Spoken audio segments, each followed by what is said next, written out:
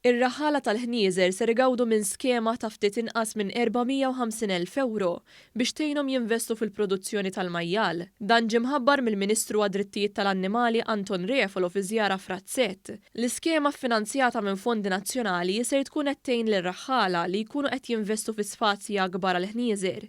It-tibdil fl-irtijiet se trid ikun konformi ma' kriterji tad-Diviżjoni tar-Regolazzjoni Veterinarja li se tibgħat rappreżentanti fuq il-post tal-ispezzjonijiet. Ir-raħala se jirċievu dan il-ħlas kull sena u se jilaħħaq il-150 euro kull majjal. Il-Ministru Refolo stqarr li l-prijorità tal-Gvern hi li jgħin lir-raħala Maltin joffru spazji akbar għall-produzzjoni tagħhom. Sabiex ngħinu lir-raħala li huma attivi fil-produzzjoni tal-majjal. Fejn aħna bħala Gvern sejrin nagħtu mhux inqas minn kważi €500,000 euro kull sena. Raħal li tkellem magħna laqa' din l-iskema għaliex se tgħinhom ikunu aktar kompetittivi fis-suq. Dawn l-iskemi huma tajbin ħafna għalina, jiġifieri nistgħu nkomplu nibqgħu għaddejjin. L-applikazzjonijiet jistgħu jinkisbu mill-Aġenzija għall Pagamenti Agrikoli u Rurali u se jkunu miftuħa sal-aħħar ta' Lulju.